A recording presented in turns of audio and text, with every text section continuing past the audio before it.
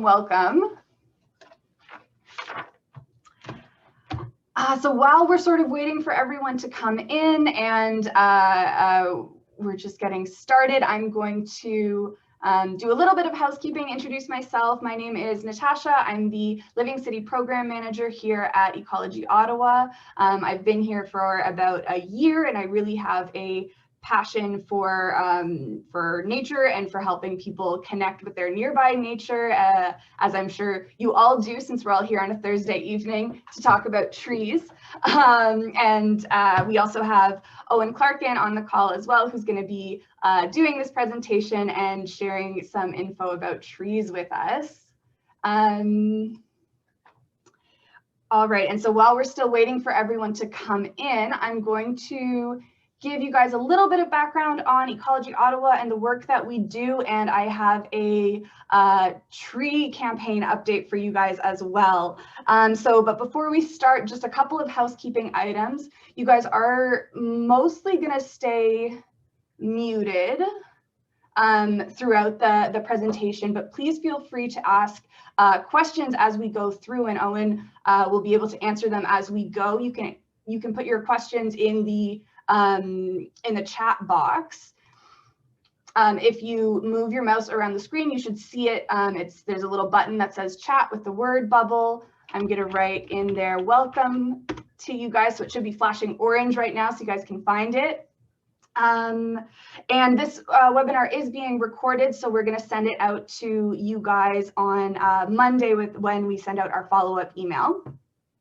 So as most of you guys know, since you're here at an Ecology Ottawa webinar, we are a local grassroots, not-for-profit and volunteer-driven organization working to make Ottawa the green capital of Canada.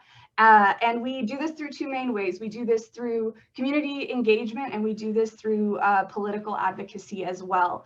And I know a lot of you guys are keen for an update on our biggest community engagement initiative, which is our, sorry, just making sure people are coming in from the waiting room, which is our tree giveaway campaign. So I'm really, really thrilled to let you guys know that we're back at it again this year. We have a goal to distribute more trees than we ever have before, 15,000 this year actually. So that's a whole 3,000 more than we did in 2019. We had to take a bit of a break last year because of the pandemic, but we've sort of got ourselves figured out now. So we're really happy to be back. And if you're familiar with the tree campaign in general, or you've seen us around, you'll know that usually you'd be able to find us and pick up a seedling from us at many of the city's large events and festivals. And I'm sure you guys know where I'm going with this, that's not happening this year. It's going to look a little bit different. And so what we've decided to do is we're planning a lot of smaller scale community focused events to be able to give these trees away to you guys and help you green up your communities. And really, I should call them community pickup locations.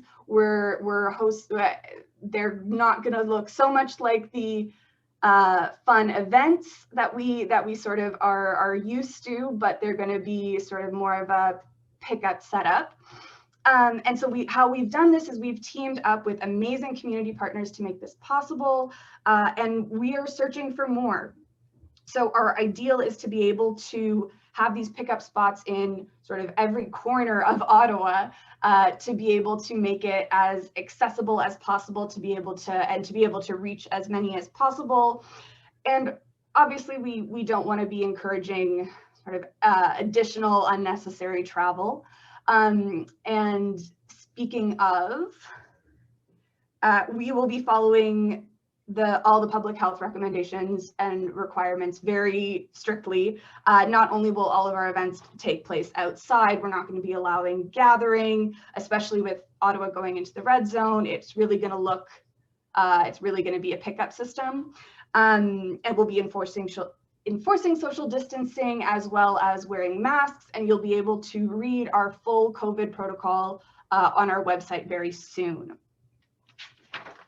And so before I hand the mic over to Owen, I have 2 requests for you guys. So if you are interested in hosting or co-hosting a tree giveaway with us, or you know any community associations, local businesses, faith-based institutions, organizations, schools, individuals, anyone and everyone who would like to host one of these events with us or who you think might be interested, please do let us know. You can email us at treeottawa@ecologyottawa.ca, and I'll make sure to put that in the follow-up email as well.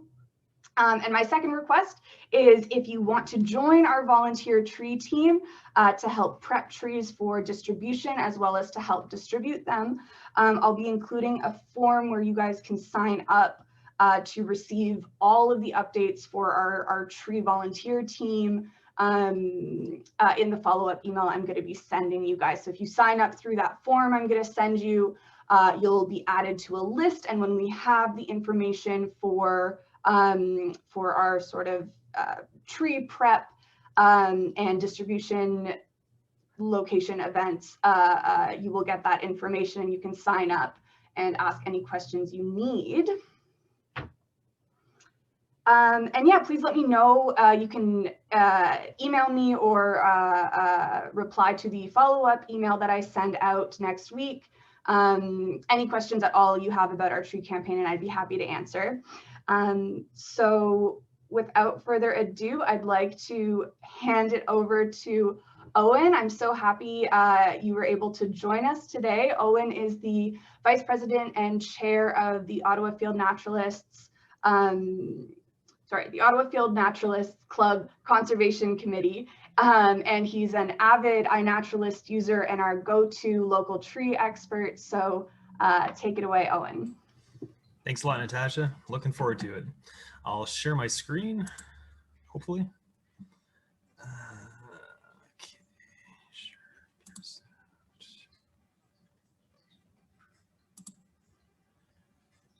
Can you guys see that okay, hopefully? Okay, great. So yeah, I'll talk tonight mostly about trees and mostly have kind of a theme of late winter and early spring, kind of being, I'm trying to get people maybe excited to go outside and see changes that occur with the seasons from winter. And so that's kind of be the main theme for tonight. And indeed, feel free to ask questions during the talk, and I may break to answer a few of them, or at the end we can answer too. And I intend to leave some time at the end for questions and answers as well. And because the talk is being recorded, I'll probably go kind of a little more quickly than I might otherwise, because the recording will be available after. Okay, so that's me on iNaturalist. We're going to be talking a lot about iNaturalist tonight, I think in general, because it is a public scientific database for natural history observations. You can record anything you like, any life form, anything that was previously alive. Like let's say you find a dead tree, you can take a photo of that and you can submit that too.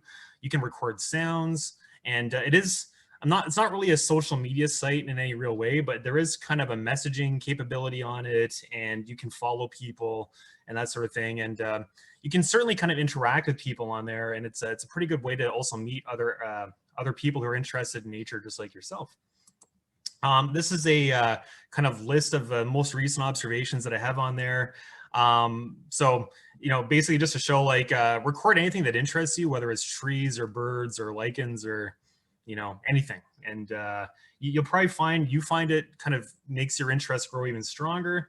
And the really valuable thing for the community at large is, you know, the more you look around and take photos or recordings of sounds of life forms, you're going to find some surprises the more you do it, because there's a lot of kind of poorly documented species out there. And if you keep doing this over months and years, you're going to be the first person to discover something at some point, not too far in the future, because there's so much biodiversity out there and still not enough people paying attention to it, I don't think. So, okay, I thought I'd try this to start. So you can, just to show that you can record sounds, I recorded a few sounds last weekend when I was out looking at trees.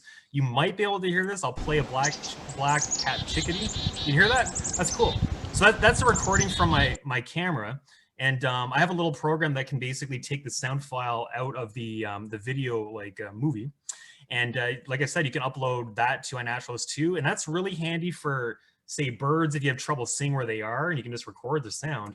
But also very relevant for the next weeks and months with spring coming is, calling frogs and toads, amphibians. A lot of them are considered pretty uncommon and declining and kind of conservation concern. So as it sounds like you can hear, I'll play a little spring peeper sound, calling frogs at a local wetland. You can see that the timestamp on this was April 18th, 2020. So, as I'm sure all of you really know, but I'll sort of state the obvious, we're really at the end of winter and spring is beginning essentially now for, things are waking up out there, and every week, certainly every few days, is going to be a bit more progression towards summer. I'll play one more sound. This is the sound my mother recorded. This is an endangered frog called the chorus frog, and there's a local population near our hometown of Russell. And just to play the last sound. If you hear this frog this spring, definitely try to record it because it's endangered. Very, very kind of coarse sounding calls. And there you go. Okay, I'll move on now to mostly trees and shrubs. So we are leaving winter, and this is there's good books written on how to basically, enjoy trees and tell trees apart in the winter. I'm going to show a few images from a book that's 110 years old, New England Trees in Winter from 1911.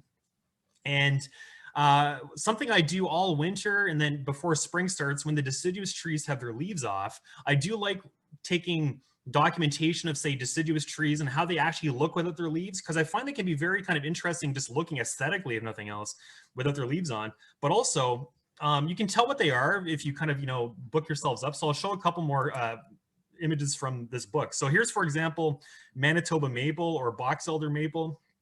And if you want to tell a tree in the winter, hopefully you can see my cursor. At the top left here of this pane, you have a kind of a growth form shot of the tree. On the right side, you've got what the bark looks like on the trunk. And on the left, they show a twig and some fruits that were there in winter.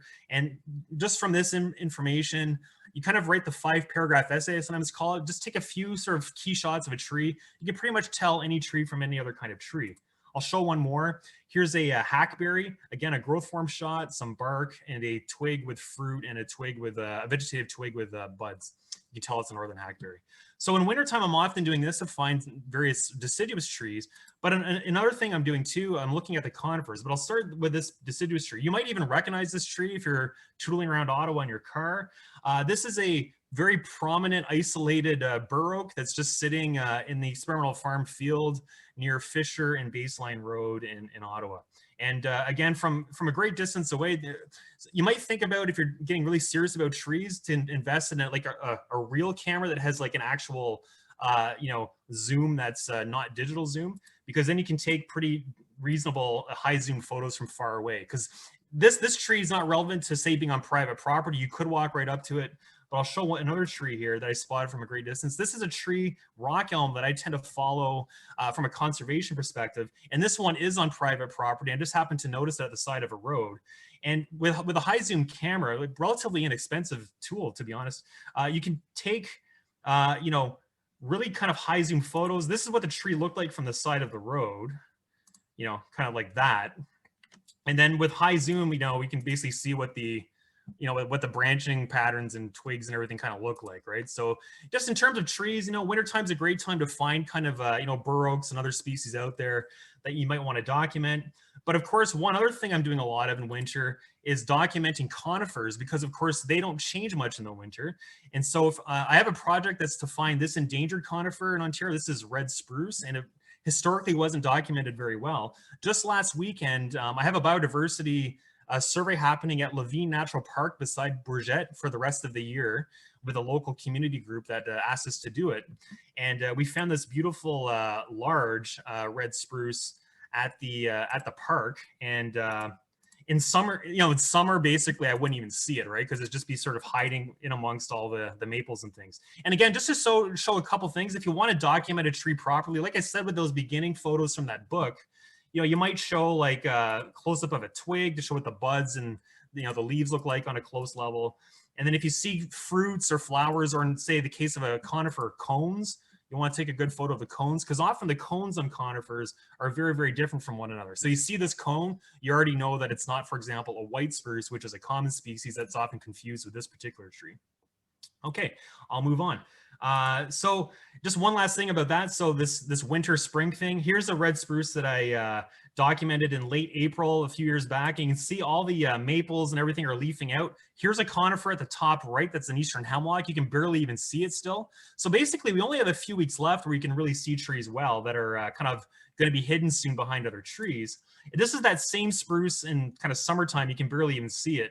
Even though the top's kind of poking out, it kind of just blends into the background. Anyway, we're going to talk a lot about late winter and spring now. So again, last weekend when I was out at that Levine Natural Park, I thought I'd show, here's a trembling aspen that already has its flowers kind of opening. So not the best photo maybe at the lower left, you can see these little flower buds and like little white puffs of kind of cotton coming out. These flower buds are already opening in like mid-March. Now they're not going to really be fully open for another few weeks, but basically spring is already starting. Here's a shrub I found in late February as well, and this would be probably an error. This is a American red elderberry, and basically you can see its flowers and some leaves were actually opening. So what I'm guessing might have happened there, it might have been kind of in a warm spell in, say, I don't know, January or February, or who knows, maybe December, and this little shrub decided, oh, it's time to start opening some of my buds, and they're like half open now, and that's going to damage some of the tips of the leaves and some of the flower structures as well. But those leaves and the buds may survive, but it's just interesting. There's still kind of buds opening even in kind of midwinter in Ottawa sometimes. This is kind of more kind of relevant to just proper spring activity. So here's a pussy willow that I photographed March 20th in 2016. So right around now, 5 years ago. And again, you can see it's the flower buds, these sort of cottony little buds are already starting to open. So again, hopefully just to build a little bit of hype for spring, lots of activity is starting essentially now this time of year. And of course with, you know, different years have different kind of polar vortexes or kind of warm springs or whatever. You know, of course these activities can shift around by a couple weeks depending on what kind of spring you're having. But regardless, you know, for example, this weekend, I think I saw in the forecast, it's supposed to be highs of around plus 14, plus 15. So you're going to start seeing a lot of changes starting now. And then basically for tonight, I'm going to be talking until about the end of May and just cheating into early June where spring more or less ends and summer begins. So if you want to think in terms of activity, buds are opening now very slowly. They kind of really start opening in April when you start noticing the changes, even if you're kind of just casually looking at the trees. And then kind of by Victoria Day weekend, you know, late May, usually the leaves are more or less fully grown in kind of summer conditions by June. One of the first shrubs or trees that you'll see that flowers is Speckled Alder, and this is a speckled alder with its male flowers opening here. And this would have been, just going to go back, this is April 17th, 2015, so it's about a month from now. And I find a lot of times this springtime, you'll see just sort of one weekend where the weather's really good, or one day or two, where just all of a sudden everything just really, really starts. And I remember this particular day when I was out there, everything was started flowering that weekend, or I think it was, usually it's a weekend because I work during the week. It was probably a weekend, and all of a sudden just it went from winter to spring over a weekend in terms of the trees. In terms of trees kind of leafing out and turning green, I thought I'd share, you know, you'll start to see, this is Trembling Aspen. This tree will be usually the first tree where you see green kind of puffs of leaves in forests. Say if you're driving around Ottawa, you'll all of a sudden kind of 1 week see a lot of trees are now suddenly very, very green. And it's going to usually be Trembling Aspen that does that. And usually they start turning green in late April. Sort of like, you know, last week of April, maybe very early May if it's a cold spring. You know, in this photo, you'll see there's little hints of red there. Those are maples that basically the leaves are just coming out, their flowers are just coming out. They're still essentially like bare twigged, and these Trembling Aspens are already like fully green. Again, spring's a great time of year to tell trees apart. So this is Trembling Aspen close up. You can see its leaves nice and green in early spring and kind of smooth looking, not very hairy. I thought I'd show for comparison a close relative called large tooth aspen. Early spring, large tooth aspen, the leaves come out very fuzzy and kind of white. They also come out a bit later than Trembling Aspen, and you can really easily tell these species apart in that kind of early spring when the leaves are just coming out. Later in the summer, they're pretty hard to tell apart unless you take a closer look at the way the leaves are toothed. Often leaves that come out in early spring can be almost as pretty as flowers in terms of their kind of colors and so on too. So here's a bitter nut hickory, and hickories are cousins of the walnuts. And often they are very reddish and pinkish as they leaf out in early spring. And interestingly enough, you can see from the side view here, I'll just sort of show from the side. A lot of the side buds are just still opening, and they're yellowish. And then the dominant kind of growth along the twig is already kind of fully leafed out, and that'll be green in another week or two after that. This would have been late May a few years ago. Related to bitter nut hickory, you have here Shagburg Hickory, and I thought I'd show how different Shagburg Hickory can look. Not a great photo, but this red stuff here at the bottom of this is a bud that actually opens up, whereas bitter nut hickory doesn't really have true buds. So again, a really good time of year to tell these two species apart that are kind of similar sometimes if you're not looking carefully, is the bud structure is completely different, and it looks like the Shagburg hickory almost has like a flower that explodes and then leaves come out. The bitter nut hickory doesn't have that. The leaves just sort of grow. There's no floral kind of scales for the bud. And I just thought I'd show you got to be a little careful for details. So this is a Buckeye, and Buckeyes look very, very similar to hickories when they leaf out. They also have kind of these floral looking bud scales that often kind of explode and look kind of like a flower.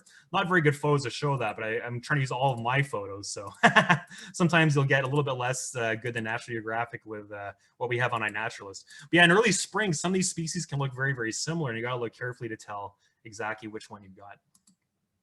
Again, I'm showing some more of these couplets before I get into flowers. Again, a lot of people have trouble telling the famous sugar maple, which is on the right here, leafing out with kind of reddish leaves, from a closely related species called black maple, which a lot of people don't tend to know very well. They're both present here in Eastern Ontario, sugar maple being more common, but black maple is not really rare. Anyway, early spring, sugar maple comes out with these usually reddish leaves that are kind of smooth. Black maple, more green, thicker leaves, and then the leaves will also come out very, very fuzzy, if you can see that. And in early spring, they're almost they're very obvious when the leaves first come out. Later in the summer, they can be more subtle to tell apart. Same kind of thing with, so I'm going to show some shrubs too, because there's no real hard line between trees and shrubs. I like to show both. So here we've got blueberries and kind of relatives. So here we have high bush blueberry, which is the blueberry that is our commercial blueberry that you buy at the grocery store as well. Nice white flowers in kind of late spring. This might have been June. Yeah, this was June. I'm going to show a few June shots too. Some of these flowers keep going until June, and sometimes I get my best photos when the leaves are kind of already out. But that being said, these flowers would already be open in late May. Here you've got a close relative of that high bush blueberry. Here's a black huckleberry, and it's very easy to tell them apart in spring. The black huckleberry has reddish flowers, whereas the blueberry had white flowers. So again, springtime isn't, I meant to say this too earlier, there's not really any good books that I'm aware of for spring characteristics of trees and shrubs. So like, the textbooks are written usually from summer in terms of like when the leaves are fully developed. People in those books, they'll talk about flowers, which might come out in spring, but the photos you see are normally summer, maybe a bit of winter for the twigs. There's almost no books that I'm aware of. There is no books I'm aware of that cover trees and shrubs in spring. And so a lot of this you kind of have to learn kind of once you know what a tree is from learning it, say, in summer or winter, then looking at the same tree or shrub in spring, and then, oh, so, that's what it looks like in spring, because there's no real good resources that I'm aware of published yet. Again, just to show a couple more species couplets. Now, this is relevant just a little to our southwest, where we have on the left here, I wrote it in red in scientific nomenclature, sorry about that, black oak, Quercus Velatina, which is native to Eastern Ontario, just at the southern edge at around Belleville and Trenton. And then on the right here, we've got red oak, the blue arrow, and they're very kind of similar. A lot of people confuse these two species when they're documented side by side. This was in Toronto, where they're both common. And but when they leaf out in spring, the black oak leaves come out completely different color, very fuzzy. And again, just to show, spring can be a really interesting time to just even just look at leaves, because they come out pretty ridiculous colors sometimes, and the species can be very easy to tell apart if you know what you're looking for. I'll show a couple more oaks. So here's white oak, which is a rare species in Ottawa, but it is native here. And the leaves in spring come out, again, a very delicate kind of pink color, like that. Whereas the common Burr Oak, the leaves usually come out kind of an orangish green. So again, sometimes people confuse those two species. Burr Oak is way more common near Ottawa than white oak. But in springtime, even just the colors are very, very different and almost kind of, attractive, I would say. So basically look for that over the next month and a bit as the trees are leafing out. Okay, I'm going to show mostly native plants, but I thought I'd show a couple kind of cultivated species and types as well. So, you know, early May, I often give Jane walks, but at least before COVID times. And often if you're giving a walk in the glebe or something, you're going to have magnolias flowering everywhere. There's several different types. This one is at the Arboretum. It's called Star Magnolia. They tend to flower early May. And so look for that. It'd be one of the first really conspicuous large flowering tree or shrubs that you're going to see in just a little over a month. And then, of course, everybody knows there's you know, thousands of types of ornamental crab apples. Crab apples can look very, very attractive when they're at kind of peak flower. But as you may know, it seems to me that at least their flowering life is sort of short, so they don't tend to have really a long period of flowering. They look good for about a week, and then they're kind of done. Okay, I'm going to show now mostly native species. This is a rhododendron, or an azalea, which is a deciduous rhododendron, called Rhodora. And this is a famous plant east of Ottawa. So New England, it's very, very well known. Atlantic Canada, it's very, very well known. And it might be our rarest in Ontario tree or shrub. It just sneaks into the eastern part of the province around Ottawa and east, and it doesn't go any further west. And I just wanted to show what a beautiful shrub this is. It's often considered one of the most attractive plants in North America. And I find it kind of interesting that I don't think this is really planted much or almost at all intentionally. And this is one, if you guys want to do some conservation work, this is, you see here, it's critically endangered in Ontario. If you want to kind of help this species out, consider planting some of that if you have an acidic garden. And one of the rarest shrubs, also one of the most beautiful shrubs that we have. And you can see that flowers, this was taken May 31st. It flowers early May to kind of early June maybe. I thought I'd show Redbud as well. Here's a Redbud at the Dominion Arboretum. This is another sort of funny one. This is considered extinct in Canada, but this photo was taken, you know, only 5 years ago. So there was only a couple populations of Redbud right at the southern tip of Ontario, kind of native. But then now people have planted redbuds, especially to our south, Toronto, for example. It's very common. It's a little bit sensitive to the cold this far north, but certainly you can plant this here. Very, very attractive. The flowers come out in May before the leaves, and they're really very famously attractive trees and shrubs for North America. And a lot of people think they don't grow well at Ottawa, but for the cold. But I think if you get a good microclimate, they do quite well, as is shown at the Arboretum. I thought I'd show the cherries.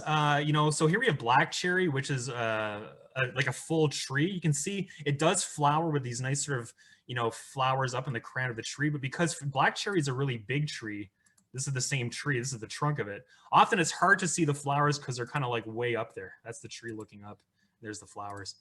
I thought I'd show also black cherry has an interesting feature to tell it apart from the other cherries. Its bud scales right here, as the buds open, also look kind of like little flowers for the first couple weeks of spring. And you can really easily tell black cherry apart from other cherries because the other cherries around here don't do that. Here's chokecherry, which is very similar to black cherry, same kind of flowers, but chokecherry is a true shrub. And again, this will start flowering in kind of, you know, mid-May. I think this photo was taken just around when the flowers were done, and that's May 31st. Yeah, so the flower period was pretty much over. And then I showed another photo. I guess I was trying to show here that this is around the same time as spring where I showed that black cherry set of leaves that had the kind of floral bud scales. And you can see on chokecherry, those floral bud scales are just gone. There's nothing like that on chokecherry. Pin cherry, or iNaturalist calls it fire cherry. This is our third native cherry tree. This is probably the most attractive ornamentally, but it's not planted too often either. And then it'll start flowering kind of early May. This is May 7th of a few years back. And then by kind of late May, this is May 21st, the flowers are kind of already maybe a little bit spent. Pin cherry or fire cherry can be very, very attractive kind of all year round. The cherries are nice little round cherries as well that are kind of similar to the ones you see at the grocery store. So very attractive ornamental small tree.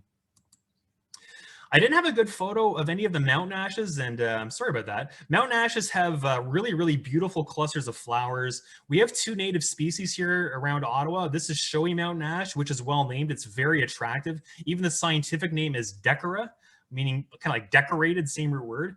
Beautiful, beautiful native shrub, which is actually really mostly just north of us and might sneak into our area. This is a planted one at the Fletcher Wildlife Garden. In a week or so after this would be a giant flower cluster with white flowers, very, very pretty.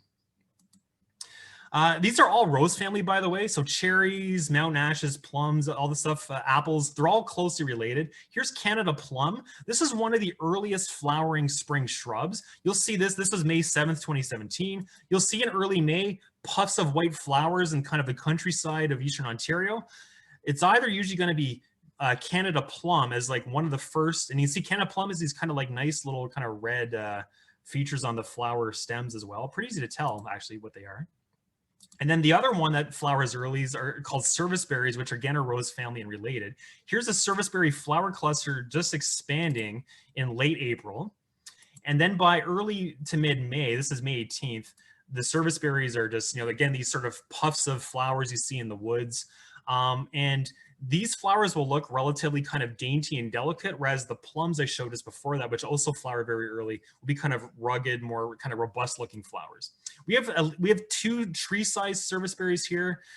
We have a whole bunch of shrub-sized ones. This is one of our 2 tree-sized ones. Its scientific name, arborea, indicates tree. This common serviceberry or tree serviceberry has fuzzy leaves when they first emerge, probably not very visible there. And then this other one called smooth serviceberry has very reddish leaves when it's flowering. This is the other tree-sized one that's native here. And I find this one can be really attractive when its leaves are kind of bright red and the flowers are often around peak at the same time in early to mid-May. I'll show a few nanny berries. I'm kind of viburnums, pardon me. I'm cheating a little bit. These guys flower kind of mid-May into early June, but it's still kind of spring. Viburnums are native shrubs that have often very nice, attractive white flowers. So here, this is nanny berry. This will be found along fence lines in our farming country and that sort of thing. Very, very common native shrub. Here's a close relative of nannyberry called northern wild raisin, and this has similar flowers. And this shrub is kind of interesting. It's very, very similar looking to nannyberry. There's a few subtle differences, but they live on almost completely different habitat. Nannyberry likes alkaline soils that are kind of high pH to maybe neutral, and then wild raisin likes acidic to about neutral. So as you get into kind of like boggy areas or like anything that's kind of acidic, blueberry areas, you'll find this one. And if you're in kind of the rich farmland, you'll find the other one. And so they're very well separated, but you might find them only a kilometer away or less than that, depending on how quickly, habitat changes.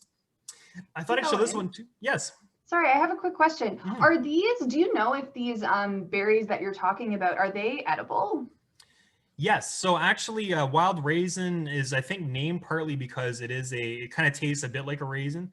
And it is edible, and so is nannyberry. Cool, thank you. Yep, you're welcome. And actually, this one here, this is called high bush cranberry. It's not a real cranberry. This one also is considered edible. I always give the disclaimer, like I think everyone gives this when you're giving a talk. If you guys do decide you want to try eating something, just make sure you are convinced you are eating what you think you are, because someone might tell you that, yeah, that's that plant or something, and you don't want them to be wrong and you take the price if it is a poisonous plant. But yeah, these plants that I'm showing here, if you can confidently ID them, they're at least edible in the sense you can eat a little bit. Some of these plants, like edible is kind of a range, right, too? Like some things are really poisonous right away. Some things are kind of like full on edible. And some fruits can be kind of like they're edible to a degree. Have a few. If you have like a lot, like a whole basket, that could become kind of unpleasant if nothing else, right? So definitely just learn what agrees with your body and make sure you're paying very close attention to how to tell it from lookalikes, which could be poisonous. We've got a couple of more questions. Yeah, sure. Nora is asking if you know the low serviceberry. Yes. Yeah. So just to, if that was the full question, I'll just answer. We have a lot of serviceberries that are native here. And there's others that are introduced. So from Western Canada, you have Saskatoon berry, which is often planted around here. That's a serviceberry. From the Eastern Canada, you have Canada serviceberries. The scientific name is canadensis. And then we also have close to 10 native ones that are pretty tough to tell apart sometimes. But there's a low one, and there's actually more than one low one. There's a few that are quite low, like they're sort of waist high or lower. And Maria is asking if you need male and female nanny berries to produce berries.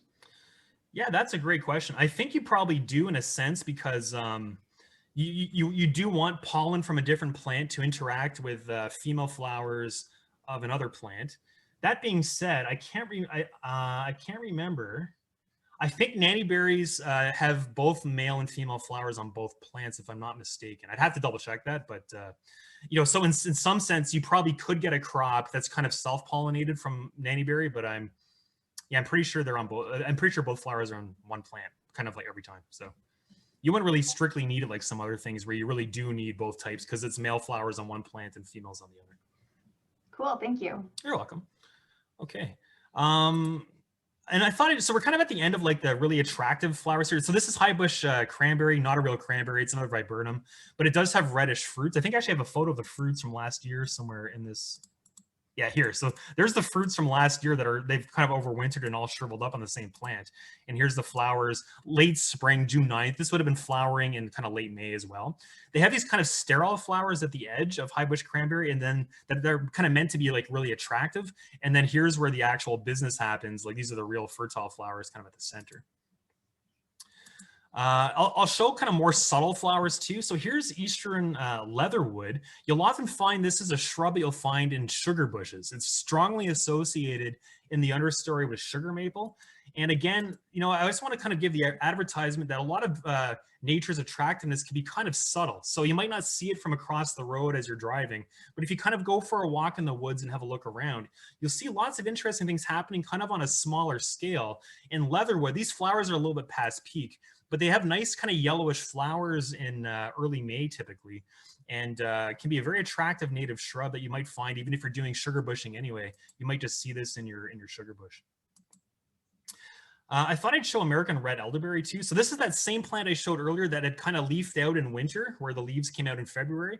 This is the same plant with leaves coming out in spring and flowers in spring. I thought I'd mainly show this elderberry. This is like totally not a comprehensive talk. I'm skipping all sorts of things like pines and ashes and things, but just to sort of, you know, give something that's kind of cohesive within an hour. This is American Red Elderberry, which does flower in spring. And people often talk about elderberry wine and you kind of, you know, like, where's the native elderberry? This is actually, this is our second native species. Sorry, this one flowers in spring. The other one, the one that you make the elderberry wine out of, sometimes called black elderberry or Canada elderberry, that one flowers in midsummer.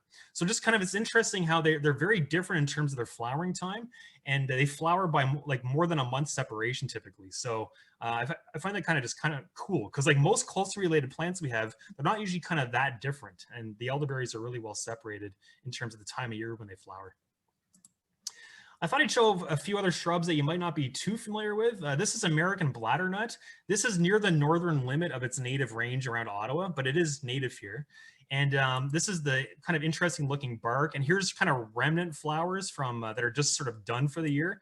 And this might have been June. Yeah, it's June. But this will be flowering in kind of, you know, May as well. And this is a tall shrub that has interesting leaves that kind of look almost like poison ivy, actually. I don't know if that's a good thing or not, but that's not poison ivy, that's bladder nut. And very attractive shrub that does have nice flowers in spring. So I thought I'd just show that as well. American fly honeysuckle, you sometimes hear about invasive honeysuckles. Well, we also have native honeysuckles that can be quite attractive as well. American fly honeysuckle has these nice kind of twin flowers in early spring. This is May 7th. So again, this will be flowering kind of in just over a month from now. I thought I'd show a few of these sort of smaller shrubs too, the currants and the gooseberries, the ribes genus, because they can have very attractive shrubs, very attractive flowers, pardon me, up close. So here's skunk currant, which is named because the leaves smell a little skunky if you crush a leaf. Again, it's a little bit subtle, but if you get close, you see the flowers are kind of pretty. And then you get to American black currant, which has these sort of yellowish flowers. Again, similar species. We actually have a lot of these ribes species here as well. There's at least 10 species, I would say, different flowers. And I'll show a third one just to show they all kind of look a little different from each other. This is a northern red currant. And again, it's got these kind of reddish flowers that are pretty attractive if you get up close to them. I showed pussy willow at the beginning. We have a bunch of willows too. Again, I got at least 10 willows that are native here, I'd say, if not more. And then there's a few that are introduced. Black willow is one of our native tree size willows. And again, I think I kind of missed, I guess I barely got maybe the peak flower season. So you see pussy willow flowers like starting now, essentially. It's like late winter into very, very early spring. Other willows might be quite different. So here's black willow flowering right at the end of spring into like early June.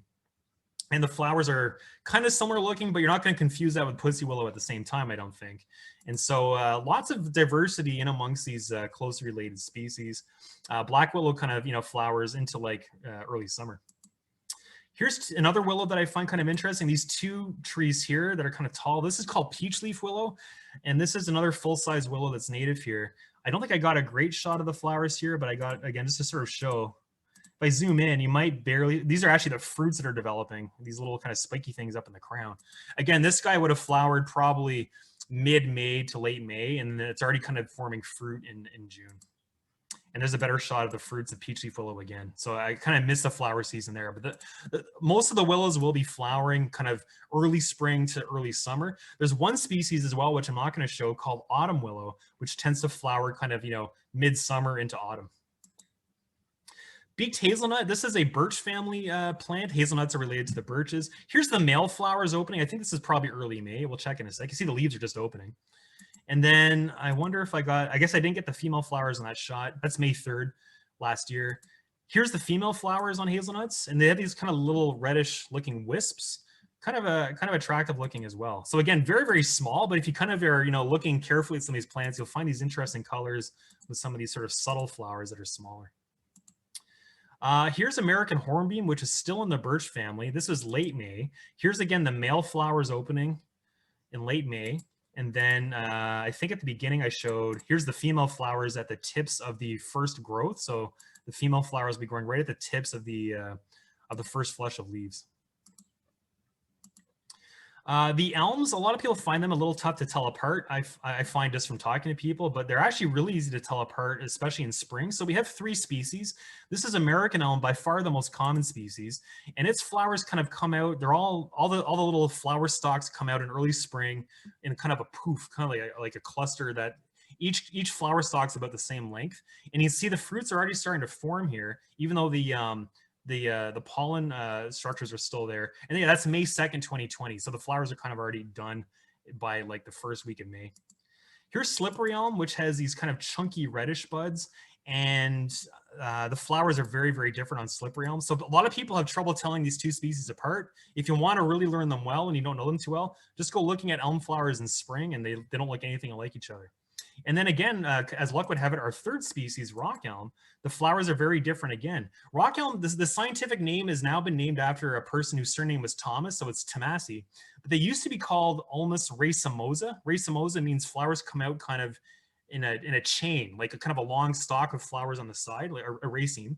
And so you see rock elm people sometimes have trouble telling apart if they don't have the corky twigs, but the flowers are very, very distinct. So again, this is early May. If you want to tell, some of these tougher species apart, just like check out the flowers in spring, and you can usually tell them apart very, very well. I'll finish with a couple maples, and then I'll show a few things to watch out for. So here we've got red maple. Red maples are considered very well named and very attractive. So everything on them tends to be red, autumn color, leaves before they turn green in the summer. The twigs are red, the flowers are red, everything's kind of red on them. Red maple has these nice sort of long flower stalks. And for a wind pollinated species, the flowers are still pretty attractive on red maple. And then a close relative is silver maple. The flowers are kind of similar, but they're not long stalked. So they just sort of have that kind of, they have like the kind of the wispy pollen receptors that are kind of directly attached to the twig versus being on a long stalk. Sugar maple has yellowish flowers. You'll often see from great distances away, this again, a certain date in spring, all of a sudden hillsides, say Gatineau Park, look bright yellow. And if it didn't look yellow a day or two before, and it just lasts for a short period of time, that's usually the flowers of sugar maple that are visible, because sugar maple is common. They all flower kind of at once. You'll see these poofs of yellow in, usually early May from great distances away. Okay, last couple of things I'm going to talk about are kind of 2 things to watch out for. One is careful what you smell. So again, we're back to the rose family here, and here we're showing a hawthorn, and hawthorns are closely related to apples. Some of these plants will be pollinated by, say, flies instead of say bees or that sort of thing, right? So the ones that are pollinated by flies, they look like beautiful kind of, apple flowers, and you wouldn't be wrong in thinking that they're actually closely related. They look very similar, but often the smell will be horrible. So this particular hawthorn smelled like, rotting fish or something. It was terrible. And that's one of those flower, one of those fly pollinated flowers. And another one that's famous in the States, this is a non-native pear from Asia. But that being said, this pear, very, very commonly planted to our south. It's been introduced into Ottawa intentionally in recent years, kind of on a very low level. Calorie pear. This guy also smells horrible. So it's attractive looking. But if you talk to people, you know, in say Pennsylvania or Maryland or something, what do you think of calorie pear? They'll usually say, oh my God, they smell horrible. And I'll show again just sort of a practical thing. So the last 2 slides, I'm going to show are the same plant, poison sumac. I get a lot of questions about poison sumac. People are usually aware that it exists. And I'll just say for the record that poison sumac is rare. So you're not going to likely bump into it unless, first of all, you have to be in wet conditions. Poison sumac only grows in wetlands, kind of period. It requires wetlands. And so you're not going to bump into it kind of under a pine plantation or in a sugar bush or that sort of thing. But that being said, again, this is April of 2017. You can see the buds are still barely open. I'm being careful not to touch it. So, you know, luckily I'm kind of like one of these people that knows all these plants by just, you know, I'm kind of a nerd and I like plants. And I knew this site had a lot of this plant present. This is near Cornwall. And you got to be careful not to touch poison sumac kind of at any time. In my left hand here, I'm holding the regular staghorn sumac, and this is the poison sumac right beside. You can see they look pretty different, actually.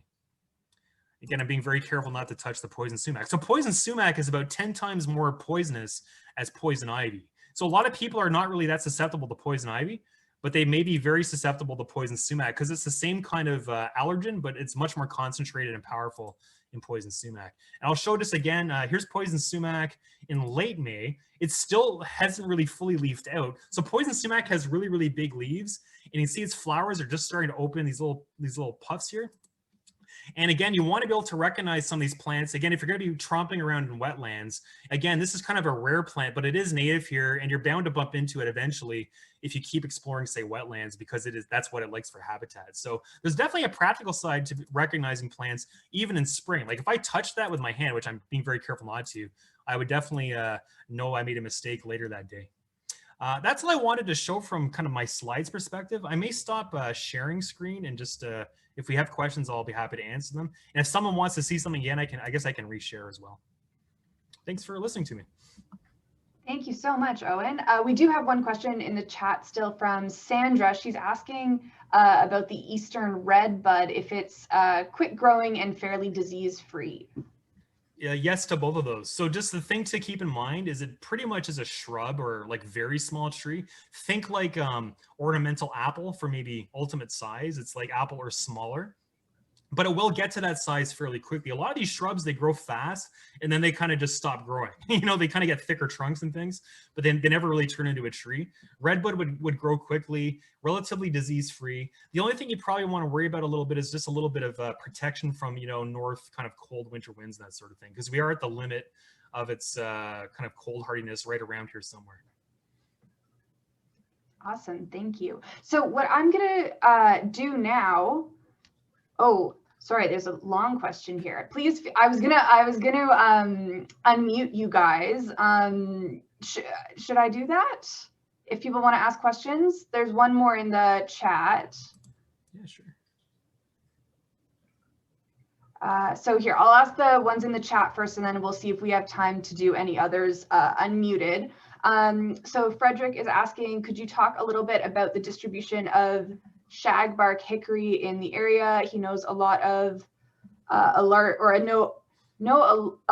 population in the Lanark Highlands, and the closest is near Deschênes Rapids. Sorry, I'm not pronouncing that right. How common were they historically pre-colonial?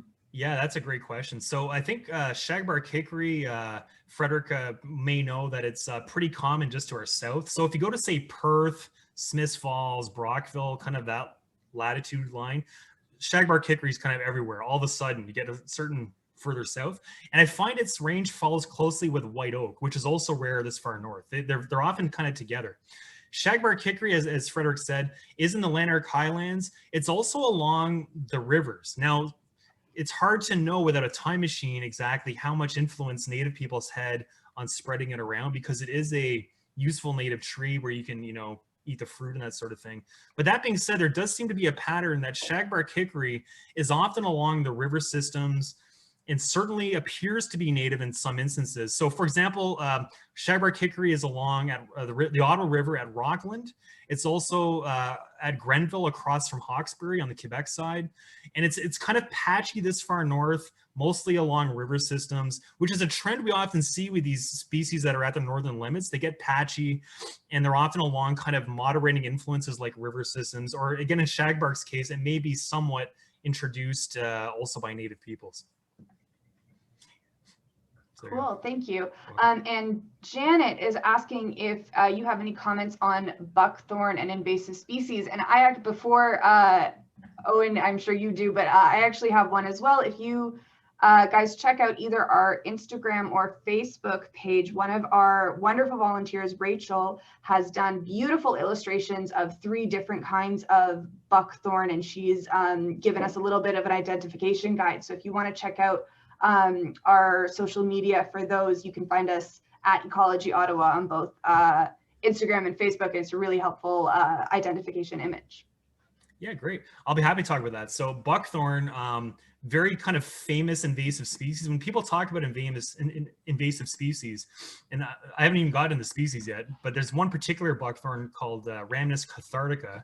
Often people call it common buckthorn or European buckthorn. That was introduced very early on in terms of European colonization. So that species is kind of, it appears to be very invasive. It kind of is very invasive, but I think it seems even more invasive than maybe kind of other comparable non-native trees and shrubs, because it was brought in really, really early. Now, for example, a comparison is glossy buckthorn, the other invasive buckthorn, which is documented to have been brought into North America about 100 years after the first buckthorn. And so I would say around Ottawa, where glossy buckthorn is very well established, it seems to be at least as invasive, if not even more invasive than common buckthorn, but it hasn't gotten as far into the landscape. So for example, if you go halfway between Ottawa and Montreal, where at least kind of most people were living and kind of planting shrubs, glossy buckthorn at some point becomes rare and very hard to find, but it's very, very easy to find within a certain concentric circle of like cities. And even just last year, I had a project at Voyageur Provincial Park. I did find glossy buckthorn was there, wasn't known to be there before, but it's just moving in. Whereas around Ottawa, it's everywhere. And I'll just mention one last thing is we have a native species of buckthorn too, which is actually kind of hard to find, but it's alderleaf buckthorn, and it's a nice native species, which maybe we should plant more because it's actually kind of uncommon. And just one last thing about invasive plants. So a lot of plants have been introduced much, much later and seem to be very invasive as well, kind of in early stages. I'll throw out some names such as burning bush seems to be quite invasive. Japanese tree lilac seems to be very invasive.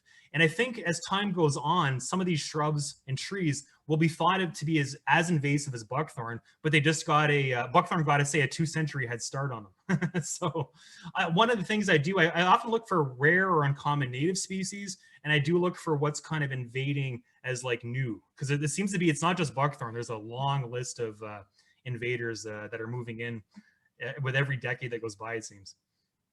Good question. Thanks. The next one is from Irv, and he's asking, is there a mapping app or other ways that citizen tree finders can add trees to a database, thinking particularly about in the city? I think there are.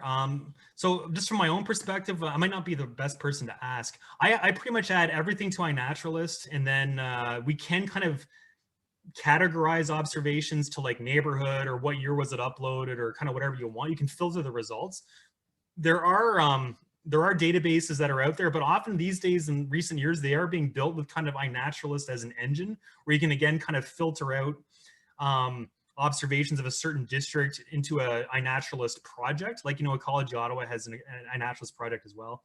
So I think I would suggest, just because iNaturalist seems to be kind of, it's going to be here long term, you can upload anything you want. There's no limit on number of photos. Like, for example, some of my rare species, I'll upload 20 or 30 photos to show minute details And iNaturalist has never complained to me about that, which I'm really excited about, because sometimes you really need a lot of photos to show all the little details you want to show. So I would say think about in terms of using iNaturalist as an engine and maybe a catch-all for all your observations, and try to filter them out into various sub-projects like City of Ottawa or a certain neighborhood or kind of whatever.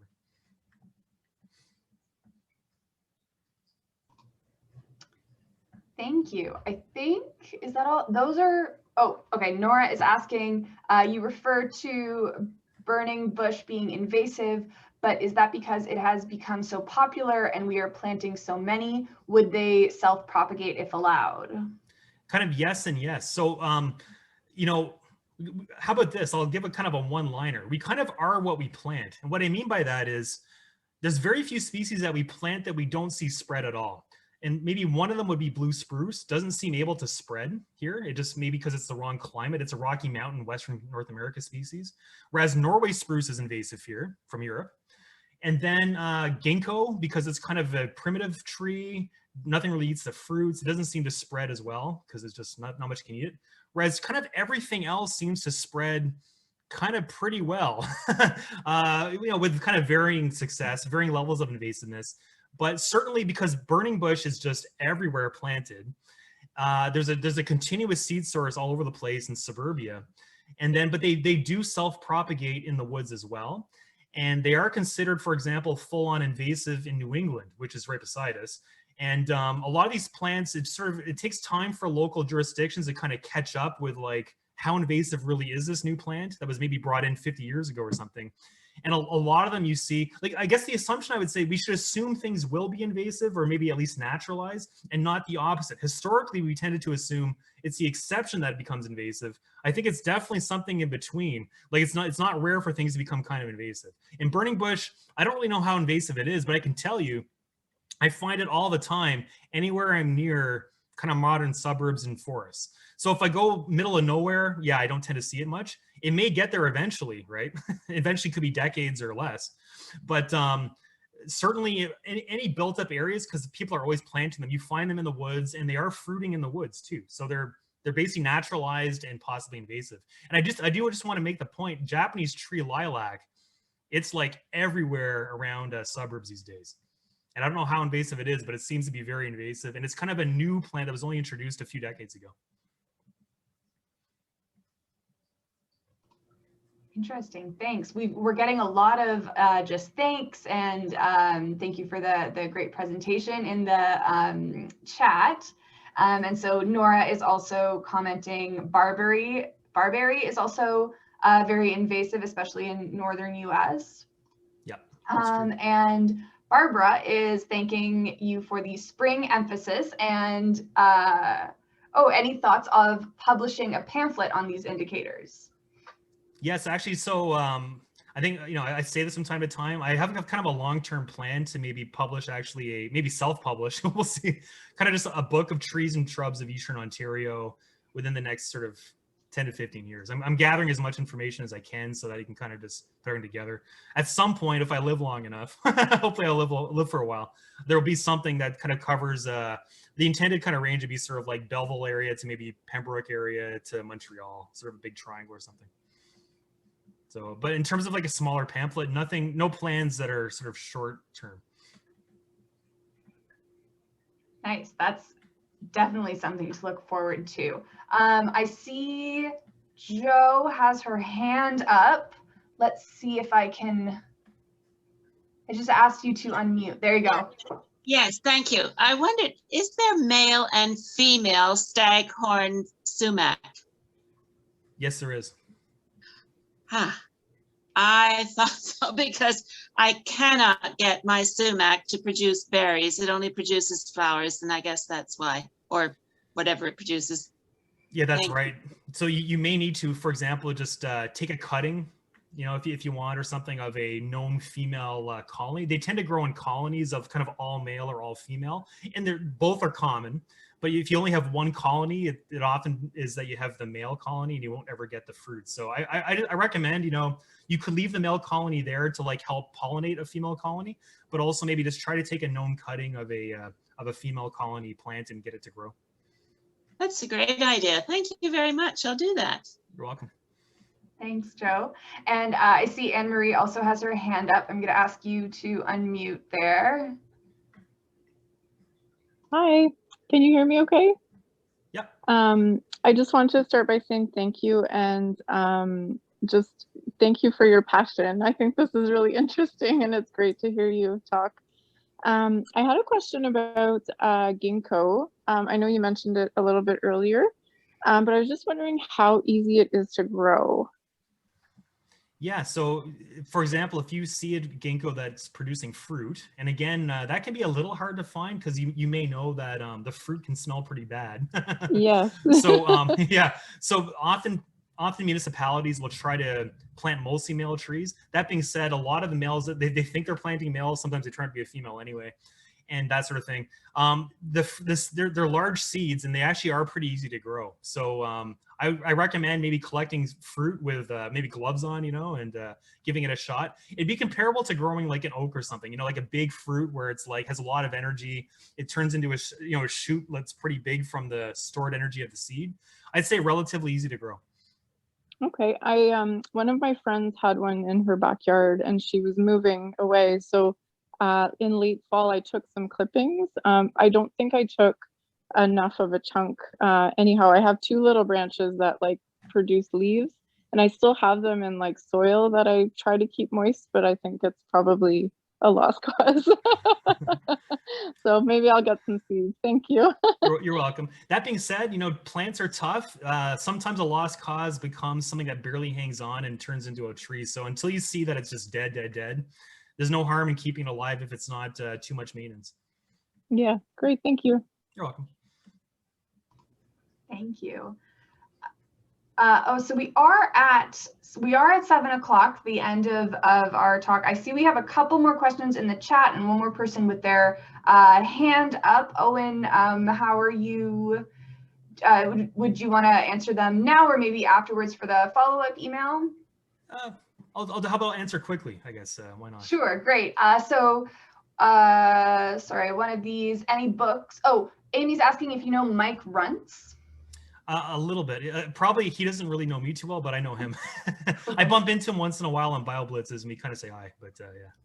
Nice. He's very famous, as everybody knows. He's a good guy. And Kate is asking if there's any books that describe which trees attract which mushrooms. I think so. A lot of the mushroom books, so you probably want to buy a mushroom book that will talk about where to find them on what kind of trees versus a tree book where it talks about the mushrooms on the trees. So the emphasis would probably be a mushroom book, but a lot of them will discuss what the substrate these mushrooms like to grow on. So whether it's conifer or oaks or kind of whatever. Yeah. Thanks. And Catherine is asking if we have we have city planted Japanese lilac, which has now been invaded by a Japanese lilac beetle. Do you know of any effective treatments? Actually, no.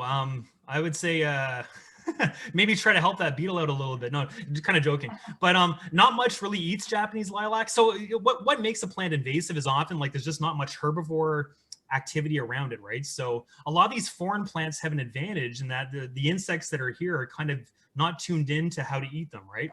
And so I'm not aware of any real major problems with Japanese lilac in terms of the leaves. Maybe that's something new. You know, there are new insects appearing all the time here too from, again, often Asia or Europe. But that being said, I wouldn't worry too much about it unless the leaves are really, really chewed up badly, because again, a lot of trees and shrubs can take a lot of damage on their leaves, and they tend to shrug it off, you know, unless it's really severe. I wouldn't worry too much unless it looks severe. Thanks. And Chris is asking if there is a movement to stop the city from giving away non-native trees such as Japanese lilac or the Norway maple. Yeah, I think so. Certainly Norway maple. And again, Norway maple, I think the main reason why people are moving away from it is just it was planted for a long time, for many decades now, and people noticed it was invasive. And it was planted as kind of a replacement or a substitute for sugar maple. And the kind of funny thing about that, we didn't think how black maple, which I talked about earlier, is hardier than sugar maple. And that would have made a good substitute for sugar maple, actually, that's native. Anyways, Norway maple's been planted for a long time. It's kind of invasive. Maybe it's quite invasive, but it doesn't seem as invasive to me as some other things considering how long it's been planted, but I don't know. But there's definitely a movement away from Norway maple. Japanese lilac, and it's not just Ottawa, it's actually kind of across the whole continent.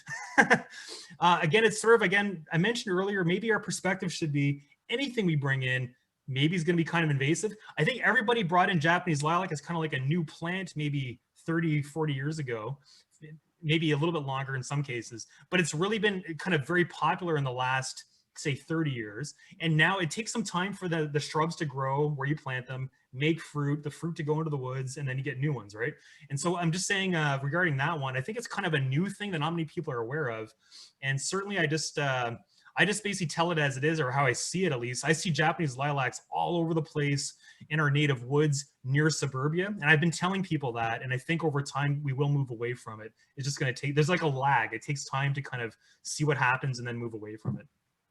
I don't lose sleep over these invasive species, but we should definitely always have an open mind, you know, like, is something invasive or is it not? You know, we just keep our eyes open and see what's happening, I guess is what I would say. Definitely. All right, and last question comes from Mo. I'll ask you to unmute. I see your hand is raised. It was just to say that I've grown ginkgos from seeds. I collected some from Bruyere Street, just next to 100 Bruyere Street. There's some female trees, or there may be a male and a female. Oh, there was. And then the other place was a civic hospital, but I have a feeling that they've removed those. They put in a car park or something. But I found that they were they weren't very hardy over the winter. Like they were outside for the first winter and then they grew, but then the second winter, they just didn't survive. And so I think they maybe weren't as ripe or whatever as they should have been, or they need protection anyway. I have one left and it's growing very, very slowly, but I did buy an $8 one from Vases or somewhere, which is growing very fast. Anyway, that was just my input. Thank you. Thanks, Mo. I would actually just echo Mo's sentiment that actually growing trees can be they can be difficult in a sense. You sometimes lose an entire cohort for unknown reasons, and then maybe another year, most of them survive. And some species are more tricky than others, and it's great to get Mo's input on that particular species. I don't think I've grown ginkgo for many years, if I ever even have.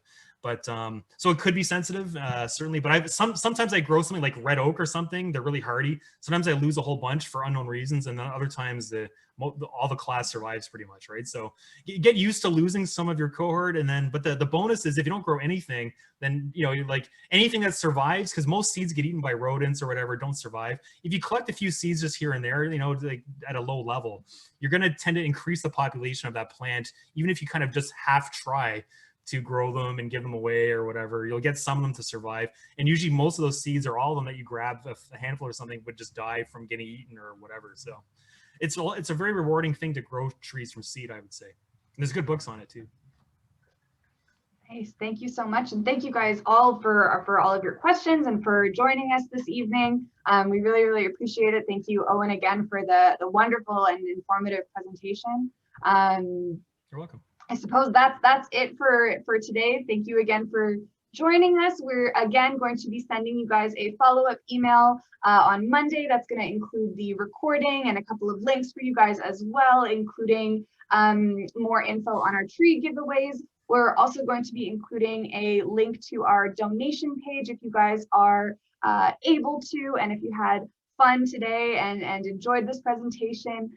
We always appreciate donations. They help us make these events, continue to make these events free and accessible for everyone. So we really appreciate it. Thank you guys again. Please feel free to give me an email if you have any questions or comments on these presentations. Have a great rest of your evening, guys. Awesome. Bye. Thank you.